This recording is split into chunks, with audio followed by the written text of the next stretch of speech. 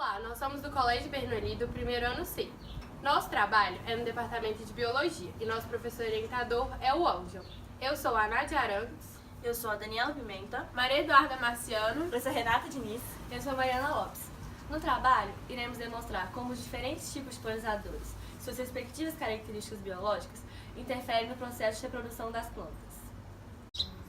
As flores polinizadas por besouros têm coloração pouco vistosas, sendo normalmente brancas, e apresentam um odor muito forte.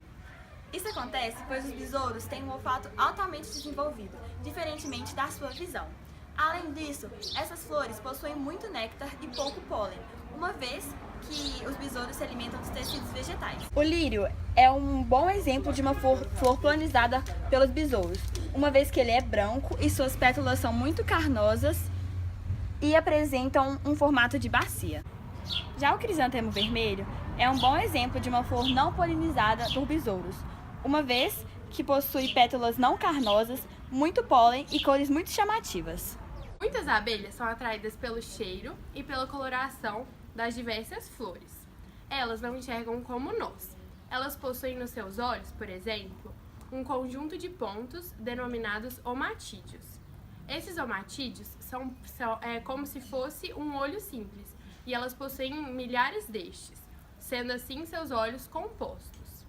A abelha também, ela enxerga como se fosse um mosaico na flor.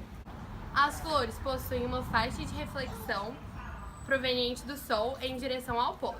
As abelhas sabem disso, portanto, elas possuem um sensor UV que auxilia na coleta. Além disso, elas conseguem enxergar padrões de coloração que aos nossos olhos são uniformes. O crisantemo vermelho não se enquadra nas características necessárias para a polinização das abelhas, uma vez que nem refletem raios ultravioletas. A flor do maracujá possui a reflexão dos raios ultravioletas provenientes do sol, sendo assim é feita a polinização por abelhas. As borboletas são importantes agentes polinizadores. Elas enxergam a luz vermelha, verde, azul, UV e um comprimento de onda que vai do vermelho ao roxo. Por isso, as plantas polinizadas por esses insetos possuem as cores brancas e vermelhas principalmente, já que são as cores mais visíveis por eles.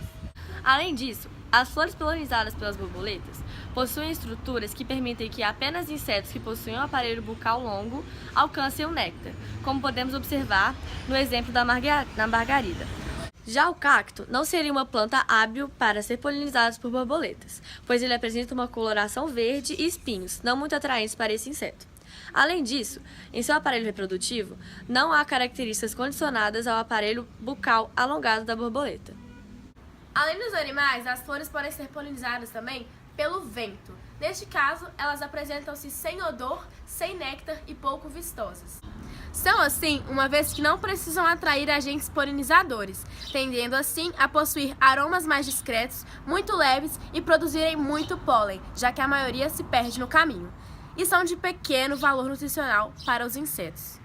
Além de muitas vezes serem sem pétalas, o que permite melhor acesso do vento. São exemplos de flores polinizadas pelo vento as gramíneas, assim como dentes de leão e pinheiros. Já a orquídea roxa apresenta cores muito vistosas e pétalas, diferentemente das gramíneas, que não precisam atrair agentes polinizadores e por isso apresentam tais características, como serem sem néctar, pouco vistosas e sem odor. Os pássaros, diferentes dos seres humanos, possuem 4 células cones receptoras de cores em seus olhos. Isso permite que visualizem o mundo de maneira completamente diferente de nós e muito mais clara. Além disso, eles enxergam raios ultravioleta. As flores a serem polinizadas por esses animais devem ser grandes para suprir a quantidade de néctar necessária. Devem ser coloridas, principalmente vermelho, e sem odor, afinal, esses animais não possuem bom olfato.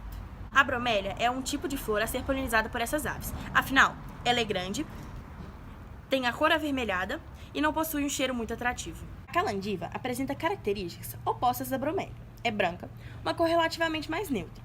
É pequena e possui um cheiro muito forte e atrativo. Após 15 dias que começamos o experimento, os nossos resultados foram comprovados, em que os agentes polinizadores polinizaram um grupo teste, não um grupo controle.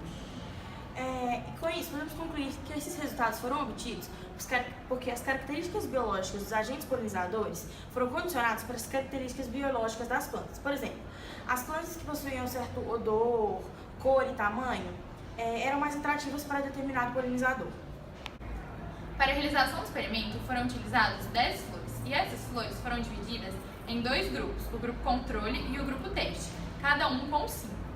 As plantas do grupo teste foram escolhidas de acordo com as características biológicas mais atrativas para cada polinizador, sendo eles abelha, borboleta, pássaro, vento e besouro.